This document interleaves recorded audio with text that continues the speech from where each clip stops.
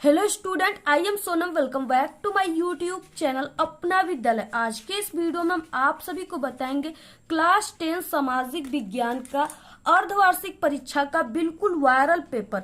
ये पेपर जो है ये आप सभी की इस बार अर्धवार्षिक परीक्षा यानी जो हाफ ईयरली एग्जाम आप सभी का चलता है उसमें आप सभी का बिल्कुल यही सामाजिक विज्ञान का पेपर आएगा और यहाँ पे हम आप सभी को पूरे के पूरे उत्तर के साथ बताने वाले हैं, ठीक है। और ये जो पेपर है ये बिल्कुल वायरल पेपर है, 100% गारंटी बिल्कुल यही पेपर छपेगा क्योंकि ये सभी जगह वायरल हो चुका है और सभी जिलों में यही पेपर बिल्कुल आ रहा है, ठीक है। तो यहाँ पे देखिए, अगर आप लोग इस पूरे पेपर की तैयारी कर लेते हो तो आप सभी का इस बार यानी अर्धवार्षिक परीक्षा हाफ ईयरली एग्जाम में सोशल साइंस में आपका 70 में 70 नंबर बिल्कुल पक्का है, ठीक है। और यहाँ पे हम आप सभी को पूरे के पूरे उत्तर के साथ बताएंगे, लॉन्ग क्वेश्चन, शॉर्ट क्वेश्चन पूरा लिख करके हम आप सभी को समझा करके बताएंगे। और साथ ही साथ हम आप सभी को यहाँ पे मानचित्र कार्य जो आता है 10 नंबर में आप सभी के सोशल साइंस यानी एसएसटी में, ठीक है, उस पूरे को हम आप सभी को मानचित्र कार्य को ट्रिक से आपको कैसे याद करना है, कैसे भरना है, सब कुछ हम आप सभी को ट्रिक भी बताएंगे, ठीक है। और पूरा का पूरा भर के बताएंगे हम आप सभी को,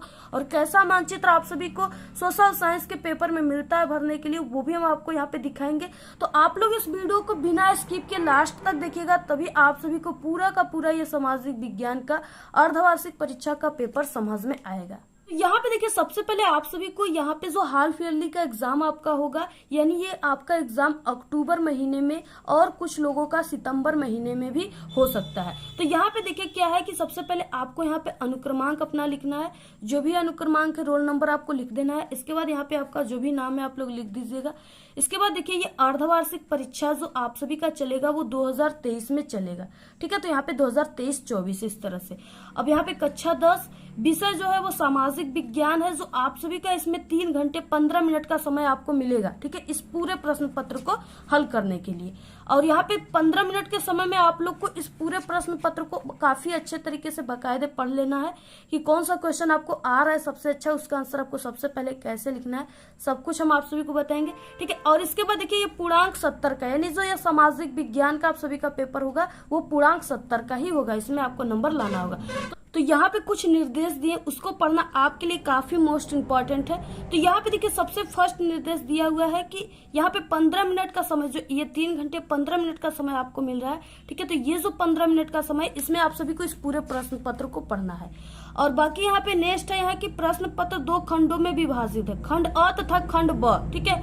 इसके बाद यह प्रश्न पत्र 2 खंडों अ एवं ब में विभाजित है। खंड अ में 20 अंक के बहुविकल्पी प्रश्न है, यानी खंड अ जो है यहाँ पे 20 ऑब्जेक्टिव क्वेश्चन है। उसका आंसर आप सभी को कहाँ पे देना है, तो उसका आंसर आप सभी को इस तरह से OMR सीट पे देना है, ठीक है। सब कुछ हम यहाँ पे अभी भर कर आप सभी को बताएंगे। और इसके बाद देखिए नेक्स्ट है चौथा, यहाँ पे क्या है कि OMR सीट पर जब भी आप लोग उत्तर अंकित कर दिए, ठीक है, तो आप सभी को फिर उसके बाद नहीं उसे काटना है और नहीं आप सभी को इरेजर या व्हाइटनर का यूज करना है। इसलिए आप सभी को जो भी आप सभी लोग OMR सीट में कोई भी आंसर आप लोग लिख रहे हो, सबसे पहले आप लोग उसको समझ लीजिए कि हाँ यही आंसर है कि नहीं, सोच समझ कर आपको लिखना है, तब जाकर उसमें आपको गोले को भरना है, ठीक है। और अगर आप लोग भर दिए और बाद में आपको पता चला कि नहीं इसका आंसर ये नहीं ये है, कोई फ्रेंड फुस दे बता दिया, ठीक है, या आपको किसी माध्यम से पता चला, तो आप लोग उसको काट कर आपको नहीं भरना है फिर से, और नहीं व्हाइटनर का यूज करना है आपको।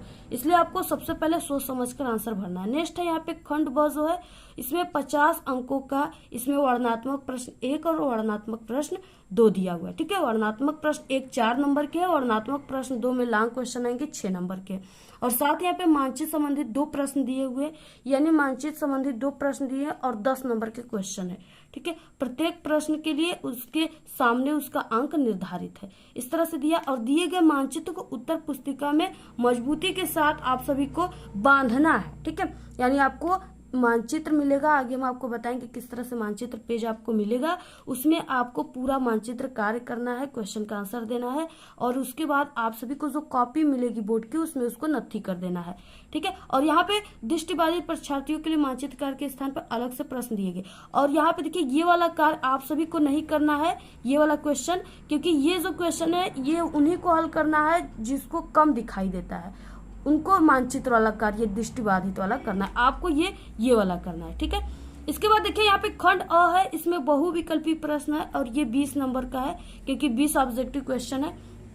सबसे पहला क्वेश्चन है, फ्रांस की क्रांति में मुख्य भूमिका किस वर्ग की थी। अब देखिए यहाँ पे वर्ग पूछ रखा है, ठीक है। तो यहाँ पे कृषक वर्ग की थी कि कुलीन वर्ग की, मध्यम वर्ग, यहाँ पे मजदूर वर्ग, ठीक है। तो यहाँ पे देखिए कृषक वर्ग का फ्रांस की क्रांति में कोई भूमिका नहीं थी, इनको बिल्कुल, क्योंकि ये लोग गरीब थे, इनसे कर ऊपर से लिया जाता था, ठीक है। इन्हें यानी इनकी आर्थिक स्थिति जो है वो ठीक नहीं थी। कुलीन वर्ग का भी नहीं था, मजदूर वर्ग का भी नहीं था, मध्यम वर्ग का बोलबाला था, ठीक है। क्योंकि फ्रांस की क्रांति में जो मध्यम वर्ग थे इनसे कोई भी कर नहीं लिया जाता था, और ये मध्यम वर्ग जो थे ये इन पे ये काम दिया गया था कि ये कृषक वर्ग, कुलीन वर्ग, मजदूर वर्ग से कर निकाले, ठीक है, यानी पैसा निकाले। तो इस तरह से यहाँ पे मध्यम वर्ग। नेक्स्ट है दूसरा, जलियांवाला बाग में गोली चलाने की आज्ञा किसने दी थी। तो यहाँ पे देखिए जलियांवाला बाग में जो गोली चलाने की आज्ञा दिया था वो जनरल डायर ने ऑर्डर दिया था, ठीक है। और ये 1919 ईस्वी में हुआ था, अमृतसर पंजाब में, यानी अमृतसर में हुआ। तीसरा, आर्थिक महामंदी का सर्वाधिक दुष्प्रभाव किस औद्योगिक देश पर पड़ा, ठीक है। तो यहाँ पे जर्मनी, जापान, फ्रांस की अमेरिका। तो यहाँ पे ऑप्शन घ यानी अमेरिका पर सबसे ज्यादा पड़ा। और ये जितने भी इस पेपर में क्वेश्चन है सभी बिल्कुल वायरल क्वेश्चन है, ठीक है। इसलिए आप लोग काफी ध्यान से इसे समझ लीजिए, आपके पेपर में बिल्कुल अर्धवार्षिक पेपर में छप चुके हैं। और अगर आप लोग इस क्वेश्चन को तैयार कर लिए तो ये क्वेश्चन इतने इंपॉर्टेंट है कि आप सभी के बोर्ड पेपर 2024 में भी आएंगे, इसलिए आप सभी को ये 2 बेनिफिट देंगे, ठीक है। नेक्स्ट चौथा, नगर निगम के प्रमुख को क्या कहते हैं। मेयर कहते हैं, ऑप्शन ख राइट है।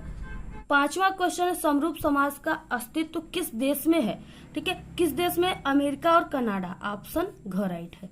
नेपाल में हुए जनसंघर्ष में क्या कहा गया था। तो यहाँ पे जो नेपाल में जनसंघर्ष हुआ था उसमें क्या कहा गया था, लोकतंत्र के लिए दूसरा आंदोलन, यानी जो जनसंघर्ष था वो लोकतंत्र के लिए क्या था, दूसरा आंदोलन था एक तरह से। तो यहाँ पे ऑप्शन ख राइट है। नेक्स्ट है, आर्थिक महामंदी का प्रारंभ किस वर्ष हुआ था। देखिए आर्थिक महामंदी का प्रारंभ जो हुआ था वो 1929 से लेकर के, ठीक है, 1930 और 31 तक चला था। और आर्थिक महामंदी जो हुआ था वो 1929 ईस्वी में हुआ था, ऑप्शन यहाँ पे ग राइट है। और ये क्वेश्चन बहुत इंपॉर्टेंट है और इसके 60 और लॉन्ग क्वेश्चन भी आप लोग तैयार कर लीजिए जो हम पहले से बता चुके हैं, ठीक है, और इस वीडियो में भी बताएंगे। तो आप लोग इसको तैयार कर लीजिए। आर्थिक महामंदी का मतलब क्या है कि बहुत ज्यादा देश में गरीबी आ गई थी, ठीक है। और गरीबी में क्या हुआ था, यानी कि आर्थिक महामंदी में क्या हुआ था कि जो इसमें कृषक क्षेत्र जो है, कृषक जो है उनको सबसे ज्यादा घाटा हुआ था, ठीक है। इसमें क्या होता था कि यानी जो उत्पाद होते थे वो काफी ज्यादा होते थे, यानी सब्जियां, साग, कोई भी वस्तु बन रही है तो वो क्या है सबसे ज्यादा होता था, और उसे खरीदने वाले जो लोग थे वो बहुत कम थे। क्योंकि क्या हुआ था कि विदेशों में आयात निर्यात बंद हो गया था, यानी जो हमारे देशों में जो भी साग सब्जियां हो रहे हैं कि किसान लोग जो उगाते हैं, ठीक है, या कोई भी वस्तुएं बन रही हैं कंपनियों की द्वारा, तो वो सब क्या होता था सिर्फ हमारे भारत में ही, यानी अपने देश में ही रह जाता था, अलग देशों में वो सामान नहीं जाता था, ठीक है, यानी आयात निर्यात का कार्य बंद हो गया था। इससे क्या हुआ कि किसानों का उत्पाद ज्यादा होता था और उनके जो यानी खरीदने वाले थे वो बहुत कम थे, इसलिए उनके सामानों का बहुत कम, सामग्रियों को बहुत कम दाम मिलता था, पैसा मिलता था, यानी उनके दाम में गिरावट आ गया था, ठीक है। इससे क्या हुआ कि किसान सोचते थे कि आखिर इतने कम दाम मिल रहे हैं, उसको ले जाना, ले आने में कितने ज्यादा पैसे लगेंगे, इसलिए किसान क्या करते थे, अपने सामान को ही नहीं बेचते थे, उनको दाम जो है वो कम मिलता था, जितना उनका लागत था कृषि में उससे कम उनको दाम मिलने लगा। तो इसलिए काफी ज्यादा यहाँ पे उनके यानी दाम में, रेट में गिरावट आ गई, जिससे देश में आर्थिक महामंदी का कारण बन गया। यहाँ पे 1929 ईस्वी में हुआ था। ये जो हम आपको पूरा बताइए, आपके 60 क्वेश्चन लॉन्ग क्वेश्चन आर्थिक महामंदी आएगा, तो इस तरह से आप लोग उसको लिख दीजिएगा। नेक्स्ट 8वां क्वेश्चन, कांग्रेस के किस अधिवेशन में पूर्ण स्वराज की मांग की गई थी, ठीक है, तो वो लाहौर अधिवेशन में, यानी ये लाहौर कहाँ है, पाकिस्तान में, तो ऑप्शन यहाँ पे घ राइट है। नेक्स्ट है, यंग इटली सोसाइटी का संस्थापक कौन था, तो यंग इटली के सोसाइटी जो था वो मेजिनी था, ऑप्शन घ राइट है। नेक्स्ट, ऑस्ट्रेलिया के धावक पीटर नॉर्मन ने किस तरह अमेरिका खिलाड़ियों के प्रति अपना समर्थन जताया, ठीक है, तो मानवाधिकार का बिल्ला लगाकर, ऑप्शन यहाँ पे ख राइट है। नेक्स्ट है, निम्नलिखित में से कपास की खेती के लिए कौन सी उत्तम मिट्टी है। जो कपास की खेती है ये काली मिट्टी में सबसे अच्छी होती है, ठीक है, तो यहाँ पे ऑप्शन ग राइट है। झरिया प्रसिद्ध है, झरिया जो है वो यहाँ पे कोयले के लिए प्रसिद्ध है। यहाँ पे ऑप्शन क्या है, ख राइट है। नेक्स्ट है जलोढ़ मिट्टी में किसकी अधिक मात्रा पाई जाती है। जलोढ़ मिट्टी जो है इसमें फास्फोरस की सबसे अधिक मात्रा पाई जाती है। ऑप्शन यहाँ पे ग राइट है। नेक्स्ट क्वेश्चन है जीडीपी क्या है। ठीक है, जीडीपी जो है वो सकल घरेलू उत्पाद है। ऑप्शन यहाँ पे ग राइट है। बहुत इंपॉर्टेंट सभी क्वेश्चन है। विश्व व्यापार संगठन का मुख्यालय कहाँ पे स्थित है, जिनेवा में स्थित है। ऑप्शन यहाँ पे ग राइट है। हॉलमार्क किस वस्तु का प्रमाणक चिन्ह है, तो वो सोने का है। ऑप्शन ख राइट है। निम्नलिखित में से एक कौन सा व्यक्तिगत संसाधन नहीं है, तो यहाँ पे देखिए ये बागान जो है ये व्यक्तिगत संसाधन है, चारगाह है व्यक्तिगत संसाधन है, खनिज संसाधन ये सब क्या है, व्यक्तिगत संसाधन है। और यानी ये सब व्यक्तियों के द्वारा बनाए गए संसाधन है। बाकी यहाँ पे जो ग है यानी भूमि जो है ये क्या है, ये व्यक्तिगत संसाधन नहीं है, ये प्राकृतिक संसाधन है। नेक्स्ट है निम्नलिखित में से कौन सा गैर परंपरागत ऊर्जा का स्रोत है, यानी गैर परंपरागत। ठीक है, तो यहाँ पे क्या है, यहाँ पे सौर ऊर्जा। ऑप्शन यहाँ पे ग राइट है। नेक्स्ट है 19 क्वेश्चन, कौन सी भारत की महत्वपूर्ण रोपण फसल नहीं है। देखिए यहाँ पे नहीं है पूछ रखा है। ठीक है, तो ये है अंगूर। अंगूर क्या है, रोपण फसल नहीं है भारत का। नेक्स्ट है 20, एक मार्क किन वस्तुओं के लिए प्रमाणित चिन्ह है, तो ये खाद्य पदार्थों के लिए। ठीक है, जो भी खाद्य पदार्थ होते हैं उस पे क्या होता है, एक मार्क का चिन्ह होता है। तो यहाँ पे क्या है, खाद्य पदार्थ। तो यहाँ पे देखिए सबसे फर्स्ट आ गया यहाँ पे वर्णनात्मक प्रश्न 1, जिसका उत्तर आप सभी को 80 शब्दों में देना है। 80 शब्द का मतलब कि आप सभी को इसका 1.5 से 2 पेज में इसका आंसर देना है। ठीक है, और ये 4 नंबर का क्वेश्चन है। तो पहला क्वेश्चन है जर्मनी के एकीकरण की प्रक्रिया का वर्णन कीजिए। खंड ब का क्वेश्चन है और वर्णनात्मक प्रश्न फर्स्ट है। तो आपको इस तरह से सबसे पहले खंड ब लिखना है, इसके बाद वर्णनात्मक प्रश्न फर्स्ट लिखना है। ठीक है, और प्रश्नोत्तर संख्या आपको लिख देना है जो भी नंबर का है। तो यहाँ पे पहला नंबर का है, तो इस तरह से आप लोग पहला लिख देना है। और इसके बाद आप सभी को यहाँ पे, ठीक है, यहाँ पे आप लोग इस तरह से जर्मनी की एकीकरण हेडिंग भी आप लोग डाल सकते हो, इस तरह से जर्मनी की एकीकरण। ठीक है, तो यहाँ पे आप लोग हेडिंग लिख लीजिएगा जर्मनी की एकीकरण। इसके बाद यहाँ से आपको शुरुआत करना है, यहाँ पे उत्तर लिखना है। ठीक है, और यहाँ से लिखना स्टार्ट करना है आपको। तो यहाँ पे क्या हो जाएगा, देखिए जर्मनी की एकीकरण की जो मुख्य प्रक्रिया है वो क्या है। देखिए मध्यवर्गीय जर्मन लोगों में राष्ट्रवादी भावनाएं अत्यंत प्रबल थी, यानी जो मध्यवर्गीय जर्मन के लोग थे उसमें जो राष्ट्रवादी भावनाएं थे वो सबसे ज्यादा थी। ठीक है, उन लोगों ने 1848 ईस्वी में जर्मन महासंघ के विभिन्न क्षेत्रों को एकता के सूत्र में बांधकर एक निर्वाचित संसद के माध्यम से शामिल राष्ट्र राज्य बनाने का प्रयास किया था। ठीक है, वो राष्ट्र राज्य बनाने का प्रयास किया था जर्मन के लोग, लेकिन इस प्रयास का राजशाही और सैन्य शक्ति ने सम्मिलित रूप से दमन कर दिया। यानी ये लोग क्या किए थे जर्मन के लोग, ठीक है, यहाँ पे राष्ट्र राज बनाने का प्रयास किए थे, लेकिन क्या है कि राजशाही यानी जो राजा थे उस समय के और जो उनके पास सैन्य शक्तियां थी वो क्या थे, वो इसमें सम्मिलित नहीं हुए। क्योंकि जब वो राष्ट्र राज बनाएंगे तो थोड़ा बहुत युद्ध होगा ये, तो उसमें राजा और जो सैन्य शक्ति उसका तो सहयोग लेना ही पड़ेगा, हेल्प लेना पड़ेगा। अगर वही नहीं साथ देंगे तो हो सकता है कि नहीं बन पाएगा। ठीक है, राष्ट्र राज्य। तो यहाँ पे वही चीज है, उनका प्रजा के बड़े भूस्वामियों ने समर्थन किया। यानी जो राजा है यानी उनका जो जर्मन के लोग थे उनका प्रजा के बड़े भूस्वामी यानी जिनके पास काफी ज्यादा धन दौलत हो, खेत हो, ठीक है, वो लोग उनका समर्थन किया। उसके बाद प्रजा ने राष्ट्र एकीकरण के आंदोलन का नेतृत्व संभाल लिया। उसका मुख्यमंत्री जो था वो ऑटो बिस्मार्क था, जो कि जर्मनी के एकीकरण में मुख्य भूमिका निभाया था। ये आप सभी के ऑब्जेक्टिव क्वेश्चन और शॉर्ट क्वेश्चन में भी आते हैं, इसको भी तैयार रखिए। ठीक है, इस प्रक्रिया का जनक था यानी जो ऑटो बिस्मार्क थे वो ये जर्मनी की एकीकरण का जनक कहा जाता है, जिसने प्रजा को सेना और नौकरशाही की मदद ली। यानी जिसने क्या किया, प्रजा और यहाँ पे सेना और नौकरशाहियों का मदद लिया। 7 वर्ष में ऑस्ट्रेलिया, डेनमार्क और फ्रांस से 3 युद्धों में प्रजा की जीत हुई और एकीकरण की प्रक्रिया पूरी हुई। यानी कि जर्मनी की एकीकरण की प्रक्रिया पूरी हो गई। जनवरी 1871 ईस्वी में वर्साय में हुए एक समारोह में प्रजा के राजा विलियम प्रथम को जर्मनी का सम्राट घोषित किया गया। यानी कि जो यहाँ पे विलियम प्रथम है ये जर्मनी राष्ट्र का प्रथम सम्राट है। ठीक है, इसको प्रथम सम्राट घोषित किया गया था। तो इसको भी आप लोग तैयार रखिए और इसी तरह से आप सभी को पूरा लिखना है। नेक्स्ट है यहाँ पे अथवा क्वेश्चन, यानी आप लोग फर्स्ट वाला कीजिए या यहाँ पे अथवा वाला क्वेश्चन है इसको कीजिए। दोनों में से आपको किसी एक को करना है और 4 नंबर में थे। तो यहाँ पे देखिए नेक्स्ट है कि भूदान आंदोलन से आप क्या समझते हैं, स्पष्ट कीजिए।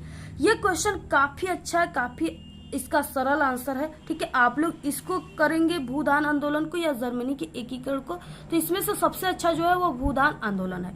तो यहाँ पे देखिए ये भी 4 नंबर का है। इसका आंसर क्या होगा, यहाँ पे हम आपको इसका आंसर काफी अच्छे से समझा ही देते हैं, क्योंकि अगर आप लोग समझ जाओगे तो इसको काफी अच्छे से लिख लोगे।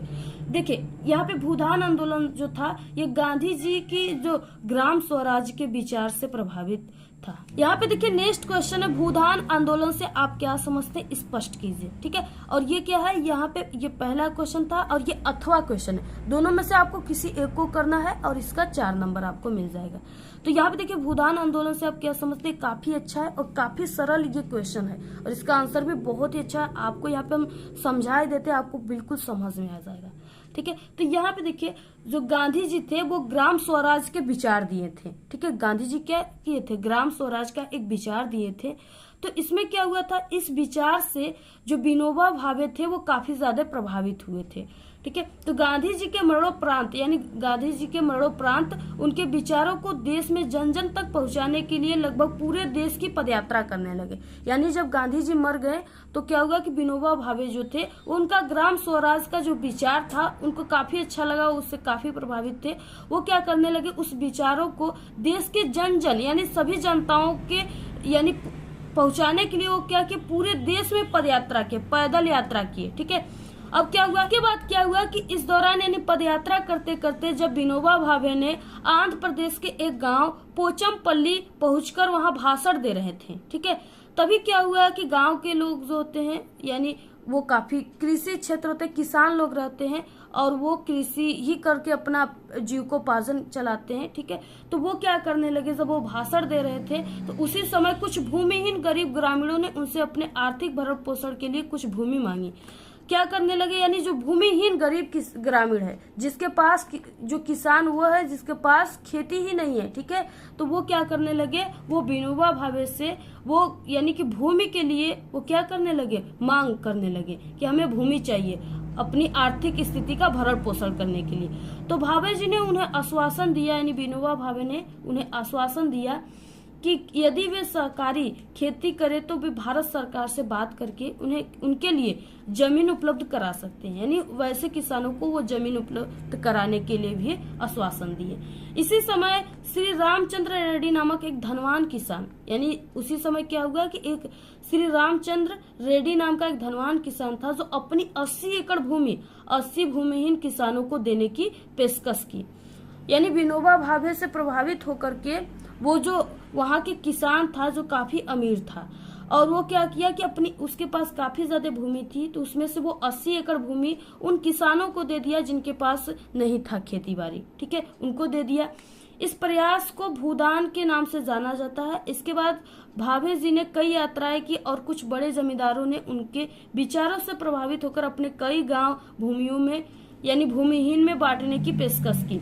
यानी उनके विचारों से प्रभावित होकर और भी गांव यानी उन्होंने कई यात्रा की और भी गांव के लोग जो अमीर किसान थे जिनके पास अधिक खेती बाड़ी थी वो गरीब किसानों को अपने कुछ यानी खेती दे दिए। ठीक है, उनसे प्रभावित होकर के इस तरह से वो दे दिए। और उसके बाद क्या हुआ कि इस कार्य में कुछ ऐसे जमींदार भी सम्मिलित थे जिन्होंने भूमि सीमा कानून से बचने के लिए अपनी भूमि का कुछ हिस्सा दान में दिया। विनोबा भावे के द्वारा शुरू किए गए इस भू आंदोलन ग्रामदान आंदोलन को भारत में रक्तहीन क्रांति के नाम से भी जाना जाता है। तो इस तरह से आप सभी को पूरा समझ लेना है। जो भी हमने बताया आप आई होप कि आपको पूरा समझ में आ गया होगा, क्योंकि हमने काफी सरल शब्द में बताया, ऐसा आपको कोई भी नहीं बताया। नेक्स्ट क्वेश्चन है दूसरा, सामाजिक विभाजन से क्या आशय। ये भी 4 नंबर का क्वेश्चन है। सबसे पहले आपको सामाजिक विभाजन आपको हेडिंग डालना है। ठीक है, सामाजिक विभाजन ऐसे हेडिंग डाल देना है। अब इसके बाद इसमें क्या है कि भारत में जाति आधारित विभाजन देखने को मिलता है। देखिए सामाजिक विभाजन का मतलब इसमें जाति पाति का क्या होता है, इसमें भेदभाव किया जा रहा है और उसी हिसाब से जाति के हिसाब से जनता को क्या किया जा रहा है, विभाजित किया जा रहा है वर्गों में। तो यहाँ पे वही है कि भारत में जाति आधारित विभाजन देखने को मिलता है। जाति व्यवस्था इसका एक अतिवादी और स्थायी रूप है। जाति समूहों में आपसी भेदभाव की धारणा सामाजिक भेदभाव का कारण है। इसमें क्या है, अंतजय जातियों के साथ छुआछूत का व्यवहार किया जाता है, यानी अंतजय जो जाति है यानी जो नीच जाति है, ठीक है, यानी ऐसे लोगों के साथ वो क्या कर छुआछूत का व्यवहार किया जा रहा है। सामाजिक भेदभाव का कारण जातियों के बीच भेदभाव की भावना है। भारत में कुछ जातियों को विशेषाधिकार प्राप्त है और कुछ को इन अधिकारों से वंचित किया गया है। तो इस तरह से आपको पूरा ऐसे ही लिखना है, जैसे यहाँ पे मैं आपको बताया, स्क्रीनशॉट आप लोग ले लीजिए इसका। अथवा क्वेश्चन यानी दूसरा आप लोग कीजिए, या इस तरह से इसका अथवा कीजिए। लोकतंत्र किस तरह उत्तरदायी, जिम्मेदार और वैध सरकार का गठन करता है। तो इस तरह से आप सभी को इसका आंसर कैसे लिखना है, तो यहाँ पे देखिए इस तरह से ये क्वेश्चन था। सबसे पहला हेडिंग है सूचना का अधिकार। लोकतांत्रिक देशों में नागरिकों को सरकार तथा उसके कामकाज के बारे में जानकारी पाने का अधिकार प्राप्त है। यदि कोई नागरिक ये जानना चाहे कि फैसले लेने में नियम का पालन हुआ है या नहीं, तो वो इसका पता कर सकता है, ठीक है, सूचना के माध्यम से। नेक्स्ट है दूसरा हेडिंग स्वतंत्र और निष्पक्ष चुनाव। सभी लोकतांत्रिक देशों में एक निश्चित अवधि के बाद चुनाव कराए जाते हैं। ये चुनाव निष्पक्ष होते हैं। सभी दल स्वतंत्र रूप से अपने उम्मीदवार को खड़ा कर सकता है और मतदाता अपने इच्छानुसार किसी को भी चुन सकता है, ठीक है, जैसा कि आप लोग सभी जगह देखते हो। भारत में भी है अपने कि यहाँ पे क्या है कि जो भी होता है आप सभी को, यानी कि जो भी दल होते हैं वो क्या करते हैं, चुनाव लड़ने के लिए खड़े हो जाते हैं, खड़ा करते हैं, और क्या है कि किसी पर दबाव नहीं रहता है कि नहीं आप लोग जाकर के उसी को वोट दीजिए, ठीक है। वो जो मतदाता होते हैं वो अपने इच्छा अनुसार किसी को भी वोट दे सकते हैं, जो उनको अच्छा लगे कि हाँ ये अच्छा कार्य करेंगे और ये अच्छे हैं, तो इसलिए उनको क्या करेंगे, वो चुन सकते हैं। नेक्स्ट है यहाँ पे कानूनों पर खुली चर्चा। लोकतांत्रिक व्यवस्था में एक ऐसी सरकार का गठन होता है जो नियम और कानून को मानती है और लोगों के प्रति उत्तरदायी होती है। इस प्रकार लोकतांत्रिक शासन व्यवस्था निश्चित रूप से अन्य शासनों से क्या है, काफी बेहतर है। तो इस तरह से आपको ऐसे ही लिखना है। आप लोग इसका स्क्रीनशॉट ले लीजिए, ठीक है, और इसको आप लोग तैयार कर लीजिए। काफी अच्छा है, काफी सरल शब्दों में हमने आपको बताया। अगर आप लोग ऐसे लिखोगे तो आपको पूरे नंबर मिलेंगे। इसके बाद नेक्स्ट क्वेश्चन है जैव और अजैव संसाधन क्या होते हैं, कुछ उदाहरण दीजिए। यानी ये 4 नंबर के काफी इंपॉर्टेंट क्वेश्चन है। देखिए यहाँ पे, ठीक है, तो यहाँ पे क्या है कि जैव और अजैव संसाधन किसे कहते हैं। सबसे पहले यहाँ पे आप सभी को देखिए, यहाँ पे हम आपको पूरे के पूरे लिख करके बता रहे हैं। काफी स्ट्रगल कर रहे हैं, मेहनत कर रहे हैं। आप लोग भी इस वीडियो को अपने सभी दोस्तों में जरूर शेयर कीजिए। और इससे पहले हम आप सभी को बता दें कि हिंदी का और साइंस का हम अर्धवार्षिक पेपर और बोर्ड के सभी पेपर को बता चुके हैं। आप लोग अगर नहीं देखे हो तो चैनल पे विजिट कीजिए और तुरंत आप लोग उस वीडियो को देखकर तैयार कर लीजिए। और आप सभी को जो भी टॉपिक चाहिए आप लोग YouTube पे भी सर्च कीजिए, ठीक है। यानी आप सभी को अगर साइंस का पेपर चाहिए अर्धवार्षिक का, तो आप लोग सर्च कर सकते हो क्लास 10 साइंस अर्धवार्षिक पेपर 2023। तो अपना विद्यालय, तो वहां पे हमारी आ जाएगी वीडियो, आसानी से उसे आप लोग देख सकते हो। कोई भी आपको पेपर चाहिए तो आप लोग उस टॉपिक का नाम लिखिए जिसको आपको सर्च करना है YouTube पे, और उसके बाद लास्ट में हमारे चैनल का अपना विद्यालय नाम लिखिए। तो आप सभी को सर्च करोगे तो वहाँ पे वीडियो आ जाएंगे, आप लोग आसानी से देख सकते हो, ठीक है। जो भी आप सभी को पास होने की भी ट्रिक चाहिए, सामाजिक विज्ञान में कॉपी लिखने की ट्रिक चाहिए, तो आप लोग कोई भी चाहिए आप लोग ऐसे सर्च कर सकते हो। तो यहाँ पे देखिए, यहाँ पे सबसे पहले हम आपको बताएंगे जैव संसाधन। जैव संसाधन जो है वो जीवित होता है, जैव का मतलब जीवित, ठीक है। तो यहाँ पे यानी ऐसे संसाधन जो जीव मंडल में, वे संसाधन जो जीव मंडल से प्राप्त होते हैं जैव संसाधन कहलाते हैं। जैसे मनुष्य, पशुधन, ठीक है, यानी पशुधन में पशु आ गए, जो भी गाय भैंस बकरी ये सब आ गए।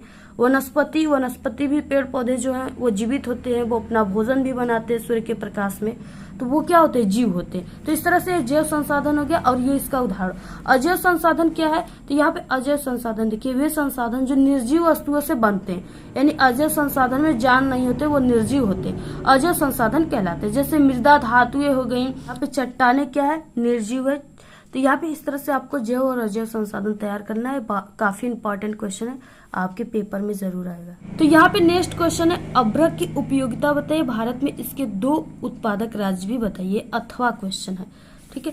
तो यहाँ पे देखिए अभ्रक की उपयोगिता, इस तरह से आपको हेडिंग डालना है। और अभ्रक जो है एक प्रकार का खनिज है जो प्लेटों अथवा पत्रण क्रम में पाया जाता है। ये परतें इतने महीन हो सकती हैं कि इसकी 1000 परतें कुछ ही सेंटीमीटर ऊंचाई में समाहित हो सकती है। ठीक है, इस तरह से अभ्रक विद्युत और इलेक्ट्रॉनिक उद्योगों में प्रयुक्त होने वाले अपरिहार्य खनिजों में से एक है। बिहार झारखंड की कोडरमा, गया और हजारीबाग पेटी अग्रणी उत्पादक है। ठीक है, यानी ये सब क्या है, ये सब जो राज्य है इसमें ये अभ्रक उत्पादन के प्रथम राज्य, काफी आगे हैं अभ्रक उत्पादन में। ठीक है, राजस्थान के मुख्य उत्पादक क्षेत्र अजमेर के आसपास भी अभ्रक पाया जाता है।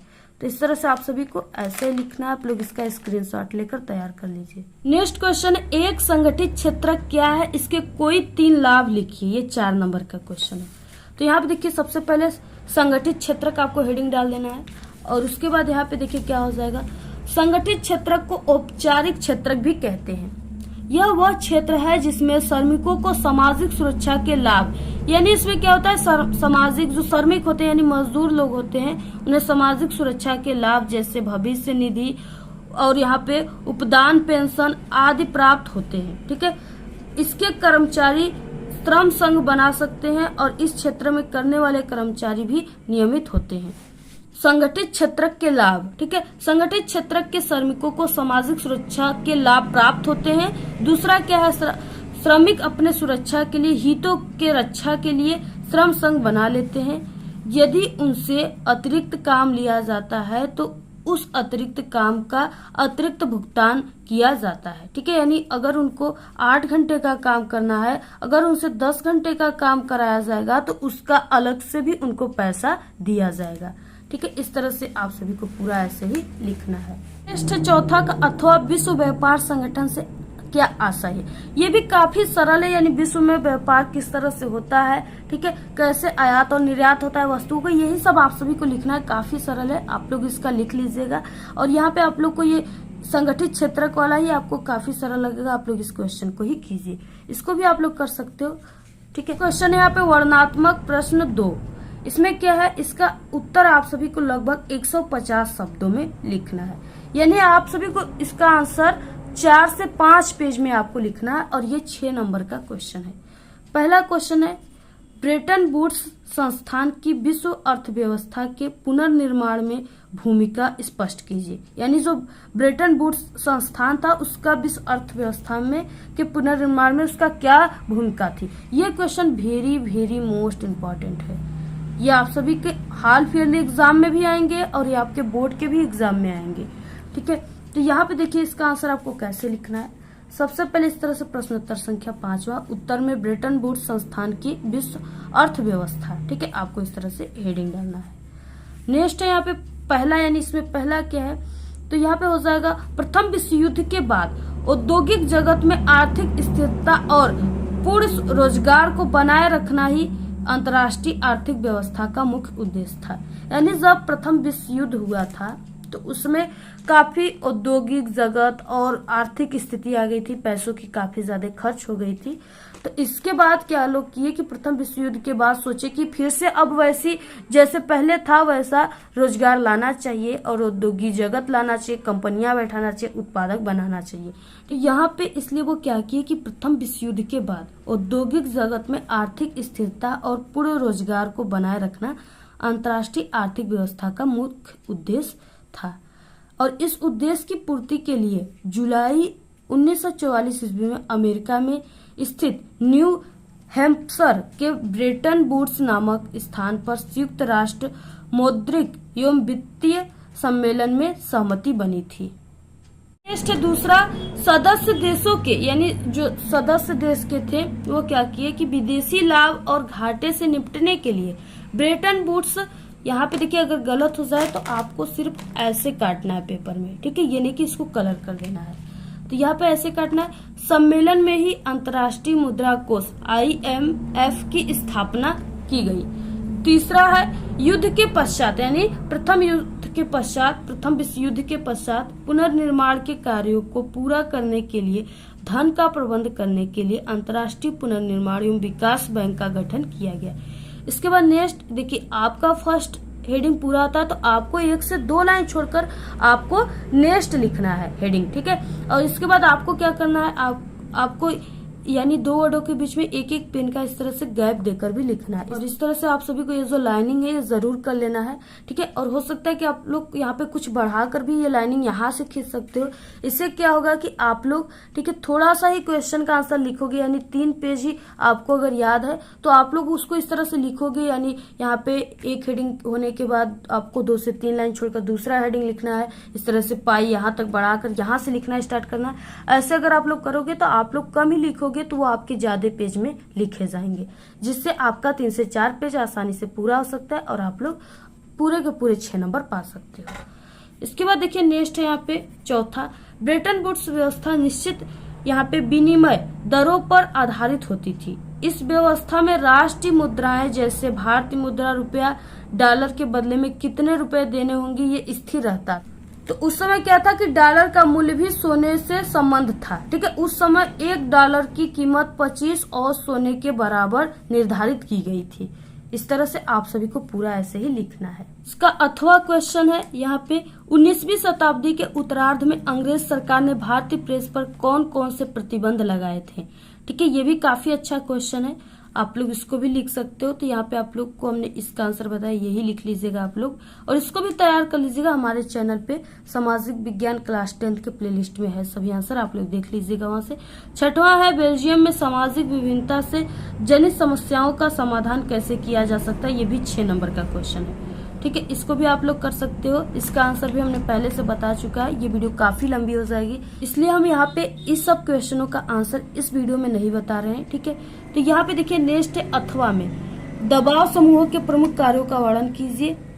7वां क्वेश्चन है, गेहूं की कृषि हेतु आवश्यक भौगोलिक दशाओं, उत्पादन क्षेत्रों एवं उत्पादन की विवेचना कीजिए। 6 नंबर का क्वेश्चन है और ये काफी सरल क्वेश्चन है, ठीक है। जो स्टूडेंट के घर कृषि होता है, कृषि कार्य, यानी जो गांव से बिलोंग करते हैं, जिनके घर गेहूं की खेती होती है, वो इसके बारे में बिना पढ़े भी लिख सकते हैं। इसमें आपको कुछ भी नहीं करना है, सिर्फ आपको ऐसे लिखना है कि यानी जो गेहूं की खेती होती है, ठीक है, उसके लिए भौगोलिक दशाएं का मतलब कि इसके लिए कैसी मिट्टी उपयुक्त है, कैसी मिट्टी में काफी अच्छा फसल होता है, और इसके लिए पानी की आवश्यकता ज्यादा होती है या नहीं होती है, ठीक है, और ये कब बोई जाती है, कब काटी जाती है, यही सब आप सभी को लिखना है। और इसका यानी कि उत्पादन का क्षेत्र लिखना है, कहाँ पे जो है अधिक गेहूं की खेती होता है, ठीक है। तो अधिक गेहूं की खेती उत्तर प्रदेश में भी अपने होता है, और क्या है, क्योंकि गेहूं जो है उत्तर भारत की मुख्य फसल है, तो उत्तर प्रदेश में होता है, पंजाब में होता है, हरियाणा में होता है, मध्य प्रदेश में होता है, इस तरह से। और उत्तर भारत के शेष भागों में भी होता है, बिहार, राजस्थान, गुजरात, महाराष्ट्र, ठीक है, ऐसे होता है। यहाँ पे आप सभी को यही सब लिखना है। इसमें काफी सरल है, आप लोग अपने शब्दों में बनाकर लिखिएगा, आपको पूरे के पूरे 6 नंबर मिलेंगे। जैसे देखिए, जो गेहूं की खेती होती है वो कब बोई जाती है, तो वो क्या है कि शीत ऋतु में बोई जाती है, यानी जाड़ों के महीने में इसे बोया जाता है। और इसे काटा कब जाता है, तो ये रबी की फसल है, इसके लिए काफी अच्छा धूप की जरूरत होती है इसके पकने के लिए, तो ये गर्मियों में इसको काटा जाता है, ठीक है। और इसके लिए जो उपयुक्त मिट्टी है, ये काली मिट्टी में गेहूं की खेती काफी अच्छा होता है और पैदावार भी अच्छा होता है। तो इस तरह से आप लोग ऐसे ही इसको लिख सकते हो। और आपको पता ही है कि गेहूं की खेती के लिए पानी की ज्यादा आवश्यकता नहीं होती, सिर्फ शुरू में ही कुछ पानी इसमें चाहता है, ठीक है। इसके बाद इसको पकने के लिए 20 डिग्री सेल्सियस तापमान की आवश्यकता होती है। जैसे बताया आपको वैसे ही लिख देना है। अथवा में है कि संचार का अर्थ क्या है, प्रकार तथा महत्व बताइए। देखिए, ये भी क्वेश्चन जो है काफी यहाँ पे सरल है, अपने शब्दों में इसको बनाकर लिख सकते हो। संचार यानी यहाँ पे क्या है, दूरभाषा, ठीक है। संचार क्या है, सबसे पहले देखिए आप लोग संचार जानिए। संचार ऐसा है जिसके माध्यम से हम लोग, ठीक है, यानी कहीं भी दूर दूर तक कोई भी सूचनाओं को प्राप्त कर सकते हैं, और इससे क्या है, कम समय में वो भी, ठीक है, यही संचार का व्यवस्था है। और इसमें क्या है, जैसे इसके प्रकार क्या है, इसके महत्व क्या है। प्रकार में आप लोग जानते हो कैसे हम लोग प्राप्त कर सकते हैं, टीवी के माध्यम से, टेलीफोन के माध्यम से, ठीक है, और यहाँ पे स्मार्टफोन के माध्यम से, मोबाइल फोन के माध्यम से, ऐसे हम क्या कर सकते हैं, यहाँ पे सूचनाएं प्राप्त कर सकते हैं। पहले क्या होता था कि लोग चिट्ठी चौपाटी के माध्यम से कोई भी सूचनाएं प्राप्त करते थे, और लोग दूरों से, और वो डाक के द्वारा आता था, डाकिया के द्वारा, ठीक है। यानी आज अगर कोई पेरेंट्स अपने कोई भी, ठीक है, गर्ल्स को या बॉय को, कोई को भी अगर चिट्ठी लिखते थे तो वो क्या होता था कि 20 दिन 1 महीने के बाद उसके पास पहुंचता था। तो काफी कठिनाई होती थी, समय भी ज्यादा लगते थे। अब क्या है, अब टेलीफोन के माध्यम से, मोबाइल फोन के माध्यम से आप लोग तुरंत कोई भी सूचना मात्र 1 सेकेंड में आप लोग लिखे और मैसेज के माध्यम से भेज दिए। ठीक है, तो इस तरह से क्या हो गया, काफी इम्पोर्टेंट है, काफी इसमें महत्व है और क्या है कि ये काफी सरल हो गया।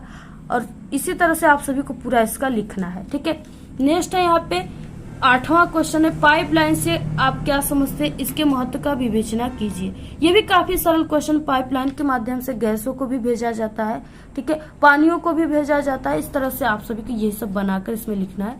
ये सब आंसर हम पहले ही बता चुके, आप लोग प्ले लिस्ट में जाकर देख लीजिएगा। और नेक्स्ट है यहाँ पे क्या, 8वां क्वेश्चन है, यहाँ पे उपभोक्ता शोषण के लिए उत्तरदायी कारणों का वर्णन करना है। ये भी काफी सरल है, आप लोग इसका आंसर लिख लीजिएगा, चैनल पे है। ठीक है, नेक्स्ट आ गया यहाँ पे मानचित्र संबंधित प्रश्न, ये 10 नंबर का क्वेश्चन होता है। तो चलिए हम आप सभी को इसको काफी अच्छे तरीके से बताएंगे, कैसे भरना है, सब कुछ आपको भर के बताएंगे। यहाँ पे देखिए, सबसे पहले आप सभी को इस मानचित्र में क्या करना है, यहाँ पे अपना रोल नंबर लिखना है, यहाँ पे कक्षा लिखना है, क्लास, और यहाँ पे पेपर कोड लिखना है। ठीक है, यहाँ पे देखिए जो मानचित्र संबंधित प्रश्न है, यानी कि ये जो क्वेश्चन है ये 14 क्वेश्चन है। ठीक है, तो यहाँ पे दिया हुआ है, सबसे पहले हम आपको बता दें कि निम्नलिखित स्थानों को भारत के दिए गए रेखा मानचित्र में यानी चिन्ह द्वारा नाम से दर्शाइए। ठीक है, सही नाम तथा सही अंकन के लिए आप सभी को यानी आधा प्लस आधा 1 नंबर निर्धारित है। आधा अगर आप लोग सही नाम लिखते हो और आधा अगर आप लोग इस मानचित्र में सही से दर्शाते हो उस स्थान को कि वो स्थान कहाँ पे है। ठीक है, तो आपको आधा नंबर यानी कि 1 नंबर का ये क्वेश्चन है। और ये क्वेश्चन यहाँ पे 5 दिया हुआ है। ठीक है, और पर क्वेश्चन के लिए 1 नंबर है, यानी 5 नंबर का यहाँ पे है। जो पार्ट है ये इतिहास का है। ठीक है, इसके बाद भी पार्ट दिए हुए 5 नंबर का, वो भूगोल और नागरिक शास्त्र से है, तो उसके बाद भी हम आप सभी को बताएंगे। तो ये 10 नंबर का क्वेश्चन आता है। ठीक है, यहाँ पे देखिए मानचित्र का सबसे पहला क्वेश्चन है 14 का पहला, कि वो स्थान जहाँ वर्ष 1927 ईस्वी में कांग्रेस ने अपना अधिवेशन किया था। ठीक है, तो इसका आंसर क्या हो जाएगा, यानी कहाँ पे जो कांग्रेस है वो अपना अधिवेशन किया था 1927 ईस्वी में। तो आपको इसका आंसर किस तरह से, सबसे पहले हम आपको बता दें कि कॉपी में लिखना है और उसके बाद हम आप सभी को बताएंगे कि आपको ट्रिक से कैसे इस मानचित्र में भरना है। ठीक है, तो सबसे पहले आप सभी को क्या करना है, यहाँ पे आपको, ठीक है, इस बोर्ड एग्जाम की कॉपी में सबसे ऊपर आपको लिख देना है मानचित्र कार्य, जो कि यहाँ पे लिखा हुआ है। ठीक है, मैप वर्क यानी मानचित्र कार्य, तो यहाँ पे आपको लिख देना है मानचित्र कार्य।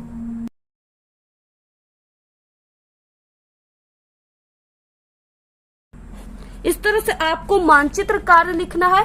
इसके बाद नीचे आपको प्रश्नोत्तर संख्या लिखना है। ठीक है, तो यहाँ पे आप लोग लिख दीजिए प्रश्नोत्तर संख्या।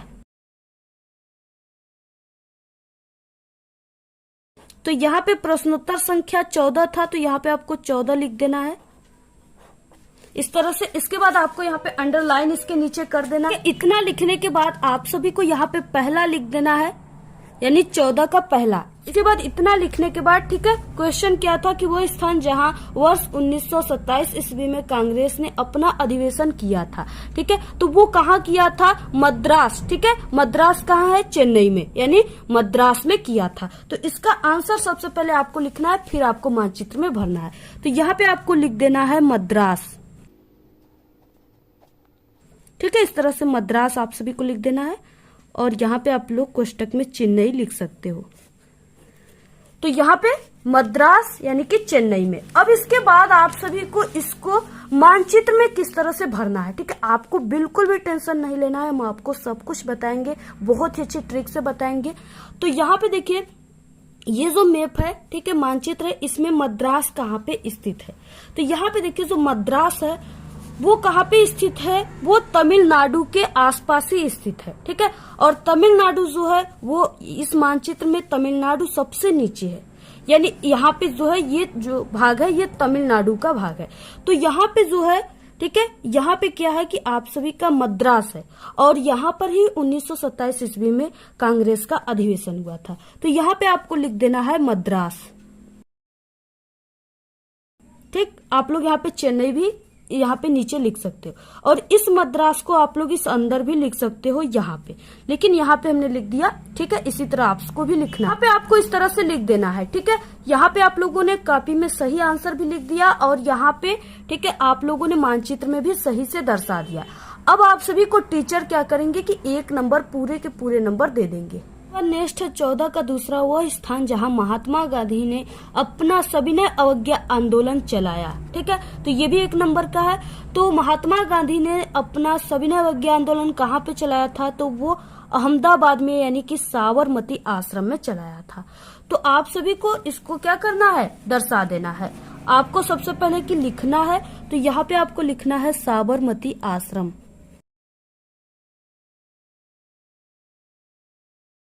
इस तरह से लिखना है। इसके बाद आपको मानचित्र में दर्शाना है। तो देखिए मानचित्र में साबरमती आश्रम यानी साबरमती जो आश्रम है वो अहमदाबाद में है। तो आप सभी को यानी कि ये जो आकार दिख रहा है ये हल्का आप सभी को डायनासोर के मुंह की तरह दिख रहा है।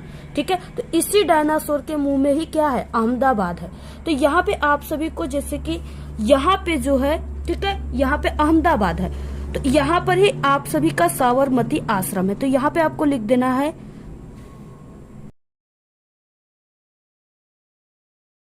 ठीक है, यहाँ पे आपको लिख देना है इस तरह से, या आप लोग यहाँ से ठीक है यहाँ पे इस तरह से तीर लगाते हुए यहाँ पे भी आप लोग लिख सकते हो। यहाँ पे आपका जगह नहीं है तो इस तरह से आपको लिख देना है। इसके बाद देखिए नेक्स्ट क्वेश्चन क्या है इसमें। नेक्स्ट है कि वह स्थान जहाँ कांग्रेस ने अपना कांग्रेस अधिवेशन 1929 में किया था।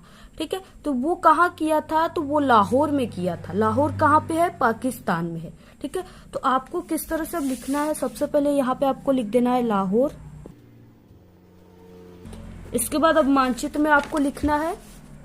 तो यहाँ पे मानचित्र में देखिए लाहौर जो है वो कहाँ पे स्थित है? तो जो मानचित्र है ठीक है उसमें लाहौर यहाँ पे स्थित है, यानी यहाँ पे क्या है? लाहौर। इस तरह से यहाँ पे लाहौर है। यहाँ पे इस तरह से अगर आप लोग करते हो तो आपको पूरे के पूरे नंबर मिलेंगे। तो इस तरह का नेक्स्ट क्वेश्चन है वह स्थान जहाँ नील की खेती वाले किसानों ने सत्याग्रह किया था। ठीक है, तो वो कौन सा स्थान है? वो चंपारण है। चंपारण कहाँ पे पड़ता है? बिहार में। तो यहाँ पे इस भारत के नक्शे में जो बिहार का क्षेत्र है ठीक है, ये जो पूरा क्षेत्र आपको दिखाई दे रहा है ये बिहार का क्षेत्र है, और ये जो पूरा बड़ा सा क्षेत्र है ये अपना यूपी है। ठीक है, तो यहाँ पे बिहार जो है यहाँ पे है, और इसी में आपका चंपारण है। तो यहाँ पे क्या है? चंपारण है। ठीक है, क्या है? चंपारण। इस तरह से आपको यहाँ पे लिख देना है चंपारण। इसके बाद देखिए इसमें भी आपको लिख देना है चंपारण। इसके बाद नेक्स्ट क्वेश्चन है वह स्थान जहां जलियांवाला बाग हत्याकांड हुआ। ठीक है, तो जलियांवाला बाग हत्याकांड अमृतसर में हुआ था 1919 ईस्वी में। तो अमृतसर जो है ठीक है वो कहाँ पे है इस भारत के मानचित्र में? तो देखिए जो अमृतसर है ना वो इंडिया और पाकिस्तान के बॉर्डर पे स्थित है। ठीक है, तो यहाँ पे देखिए जो यहाँ पे है यानी इसी लाहौर के आसपास जो है वो अमृतसर है। तो यहाँ पे क्या है? अमृतसर है। ठीक है, तो इस तरह से आपको अमृतसर लिख देना है और यहाँ पे भी लिख देना है।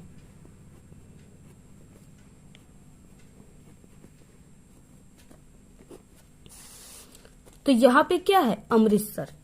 इसी जगह पे जो जलियांवाला बाग हत्याकांड हुआ था वो इसी जगह पे हुआ था। तो यहाँ पे देखिए ये तो था आप सभी को सिर्फ नाम लिखने के लिए, और यहाँ पे इसके बाद आता है क्वेश्चन, आपको चिन्ह द्वारा उसको दर्शाना है। इसके बाद देखिए मानचित्र कार्य वाला ठीक है क्वेश्चन आ गया फिर से 28। यहाँ पे देखिए 10 नंबर का आता है, तो हमने 5 नंबर का आपको बता चुके हैं और 5 नंबर का ये है। तो यहाँ पे पहला क्वेश्चन दिया हुआ है कि टिहरी बांध, आपको यहाँ पे एक चिन्ह दिया हुआ है। ठीक है, इसी चिन्ह द्वारा आपको नाम सहित दर्शाना है। अगर आप लोग बिल्कुल सही सही दर्शाते हो तो आपका यहाँ पे आधा प्लस आधा 1 नंबर पक्का है। तो यहाँ पे देखिए जो टिहरी बांध है वो कहाँ पे मानचित्र में स्थित है और उसको आपको किस तरह से दर्शाना है। क्वेश्चन में जिस सिंबल से यहाँ पे बोला है, ठीक है, जिस चिन्ह से आपको इसी चिन्ह को बनाना है और वहां पे टिहरी बांध लिख देना है। तो यहाँ पे देखिए जो टिहरी बांध है वो मानचित्र में, ठीक है, यहाँ पे है जो टिहरी बांध है वो स्थित है।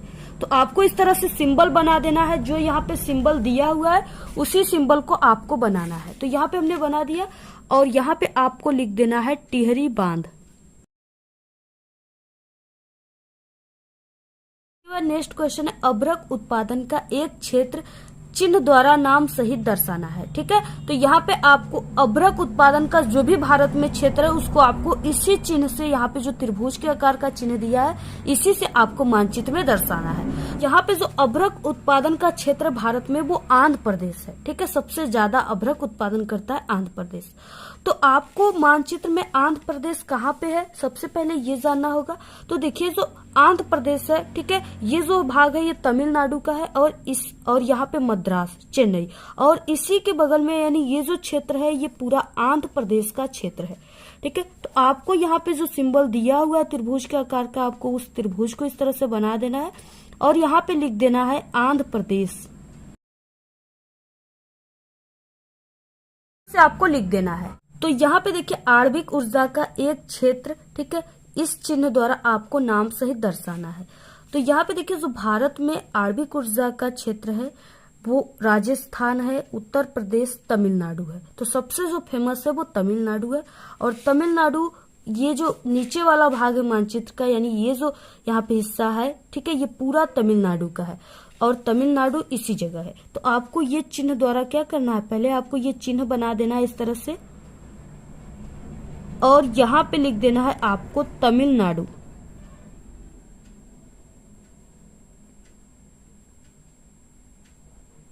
ठीक है। इस तरह से आपको क्या लिखना है, तमिलनाडु।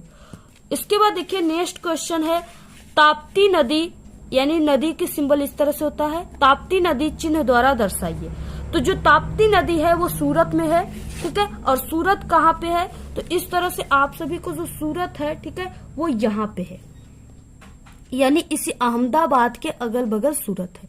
यहाँ पे क्या है, सूरत है और इसी जगह क्या है, ताप्ती नदी बहती है। तो आपको यहाँ पे सिंबल बना देना है, जो सिंबल यहाँ पे दिया हुआ है, ठीक है, इस तरह से दिया हुआ है नदी का सिंबल, आपको इस तरह से बना देना है और यहाँ पे लिख देना है ताप्ती नदी, तापी नदी।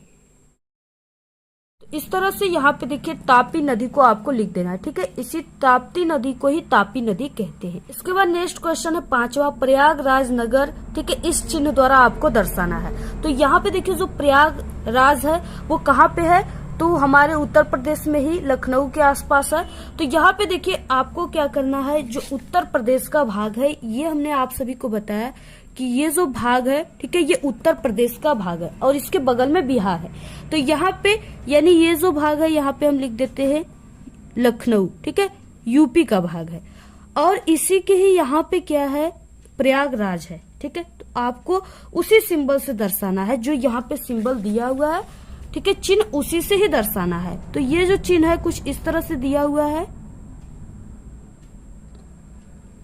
तो आपको यहाँ पे लिख देना है प्रयागराज, ठीक है, प्रयागराज नगर। इस सिंबल से आपको दर्शाना है इसी तरह से जैसे हमने यहाँ पे दर्शाया हुआ है। तो आपको ये पूरा मानचित्र इसी तरह से भरना है जैसे यहाँ पे हमने आपको बताया है, ठीक है। और यहाँ पे आप लोग इस तरह से, ठीक है, प्रश्नोत्तर संख्या यहाँ पे 28 लिख करके यहाँ पे जितने भी है आप लोग जो भी लिखे हो आपको इसमें लिख देना है, ठीक है। जैसे यहाँ पे जो अभ्रक उत्पादन था वो तमिलनाडु में था, तो आप लोग इसमें तमिलनाडु लिख दीजिएगा, ठीक है। इसके बाद जो प्रयागराज है वो यूपी में है, तो आपको यूपी में लिख देना है, ठीक है। ताप्ती नदी सूरत में है, तो वो सब आपको यहाँ पे लिख देना है। आप लोग इसमें लिखिए या ना लिखिए, आपको सिर्फ यहाँ पे दर्शा देना है, बस हो जाएगा। आपको पूरे के पूरे 10 नंबर मिलेगा अगर आप लोग ऐसे भरते हो तब। सामाजिक विज्ञान का पेपर आप लोग इस पूरे पेपर को तैयार कर लीजिए, बिल्कुल अर्धवार्षिक परीक्षा में यही पेपर आप सभी का आएगा, ठीक है। और हम जो पेपर आपको बता रहे सिर्फ वही देखिए, बाकी जो भी बता रहे सभी लोग बिल्कुल फालतू पेपर बता रहे, वो आपके पेपर में नहीं आएगा। तो आप लोग किसी की भी वीडियो मत देखिए, ठीक है। हम जो पेपर बताते वो बिल्कुल ओरिजिनल पेपर होता है और यही आप सभी के पेपर में आएगा। तो आप लोग इसको, अगर आप लोग पूरे इस पेपर की तैयारी कर लेते हो तो आपका इस बार 70 में 70 नंबर हाल फिलहाल एग्जाम में बिल्कुल पक्का है।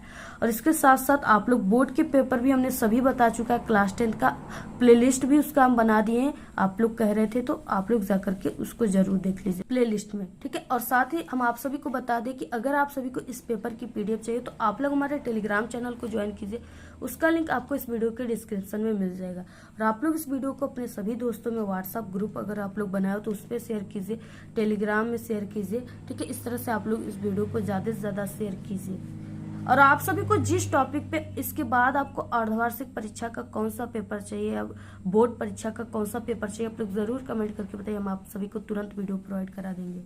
तो आज के इस वीडियो में सिर्फ इतना ही। आपको ये वीडियो कैसा लगा? अगर वीडियो पसंद आए तो एक बड़ा सा लाइक कर दे, चैनल पे नए तो सब्सक्राइब करके बेल आइकन को जरूर प्रेस कर दे। और हमारे चैनल पे बोर्ड एग्जाम से रिलेटेड सभी ट्रिक और टिप्स की वीडियो है, अगर आप लोग नहीं देखे हो तो एक बार आप लोग हमारे चैनल पे विजिट जरूर करें। आप लोग इस वीडियो को अपने सभी दोस्तों में शेयर कीजिए, कमेंट करना बिल्कुल मत भूलिए। Thanks, all the very best, bye bye.